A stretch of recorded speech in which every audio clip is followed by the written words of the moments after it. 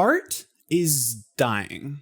At least the art I know. In this video, I'm going to make a case for why I think that is, so stick around to the end. Now, there are a few meanings that you could take from that statement. No, I'm not saying that there are no more artists or that art isn't good anymore, though the greatest pieces do seem to come less and less often. Art is dying because the companies that curate and feed it to the masses are killing it, and as the slop is spoon-fed into our mouths, we swallow and move on to the next thing, never arguing, never complaining. You could say that this is a problem with a lot of the ways that we consume things here in the West. You'd be right, and frankly, I'm not sure I know how to convince anyone to change it. It's a complicated problem, one that is ushered in with the strength of a tidal wave, one that is seemingly impossible to swim against. So what exactly is the problem? It's the way in which we as Americans consume art. The film industry is the worst for this, but it also ravages the music industry as well as the way that we read books. What do I mean? Well, I've often heard that as the digital age drives us forward, art is cheapened. As everything can be accessed and experienced from our phones, the value of the exclusive and original live experience will go up. And while that makes sense on paper, it doesn't exactly seem to me like it's making a difference. I could speak broadly on this topic, but I think it's best if I bring the microscope in and take a closer look at these individual industries. In my estimation, I feel as though the film industry is the most at risk. It's an especially urgent time because of the way that the coronavirus has ravaged the US in 2020. The industry has been forced to adapt to a new landscape with increasing speed. Feature films have skipped the theater altogether this summer, heading straight to your TV through streaming services like Disney+, HBO, and Netflix. This is an easy problem to point to because it's such a big change in such a short time. But really, COVID has simply sped up a process that's been going on for some time. Theaters have been on life support for a while now, and the few box office hits that roll through each year are mostly franchise tentpoles like Marvel, Star Wars, or remakes of past hits. But the thing is, I don't think that people are less interested in watching movies. Streaming services like Netflix rake in users, and I find that the preferred way to spend free time among many of my friends is to watch TV. Episodic TV shows are bigger than they've ever been, so why are theaters suffering? It could be that casual viewers are less keen to spend their hard-earned money on tickets and overpriced popcorn, which is a valid excuse for avoiding the outing, but it's still not healthy for art. The truth is, the home viewing experience will never overtake the theater experience, and it has to do with attention. We've already seen the landscape shifting in popular movies even years before Netflix was even around. Attention spans have been getting shorter and shorter, even as we look back and wonder how a movie like Gone with the Wind, with a 3-hour and 58-minute runtime,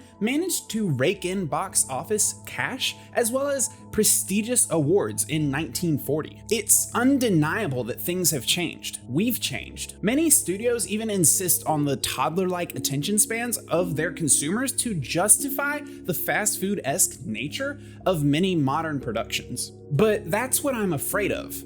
I don't know that I want fast food entertainment. When movies began using larger type for subtitles and location scrolls, nearly covering the whole screen in an attempt to make it easier to read for viewers on mobile devices, I knew that we were doomed. I mean, watching a film on your phone? Really? A great majority of viewers would rather stay home, turning on the TV and flipping through Netflix than going out to experience a feature film. We would rather casually watch movies in the background while we scroll through the social media on our phone, periodically looking up during the exciting bits. I know this because despite how I hate it, I'm susceptible to this as well. It's so easy to do. That's why I think it's important to go out of your way to fight it. By going out to the theater, inviting your friends over for a movie night, investing in better visual and sound technology to enhance the experience. I'm not hating on those that don't enjoy the theater experience or can't afford it, though I really do wish more people did. What I am saying is that the passive experience of art is the death of something vital, something that matters. The things that are worth experiencing worth thinking about are often those that require investment and attention.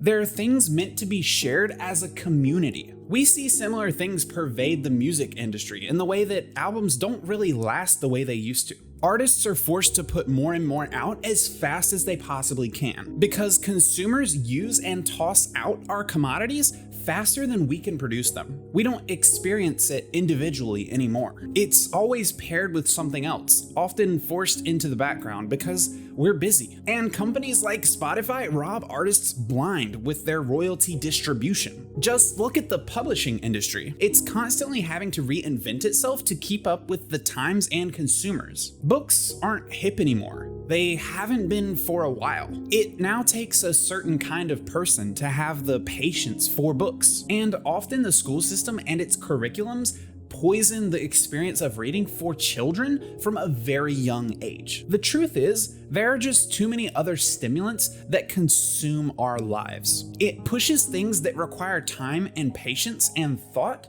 to the background. Even I, as an aspiring writer and avid reader, find myself being pulled in 1,000 different directions, which makes sitting down to read a book for longer than 15 to 20 minutes at a time incredibly challenging. The new world just doesn't allow us to slow down, to stop and smell the flowers, to think about that movie, or read that book, or invest the mental energy necessary to fully appreciate something completely new. It takes a concerted effort. You have to go against the grain. But if we don't make that effort, art as we know it will continue to decline and cheapen itself. This might be a depressing piece because I'm making it seem hopeless, but the least we can do is try. It's about slowing down and smelling the flowers.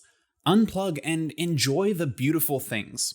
Thank you guys for watching this video. If you made it to the end, don't forget to leave a like on the video and subscribe to the channel for future content. I've got new stuff coming out every single week and you don't want to miss it.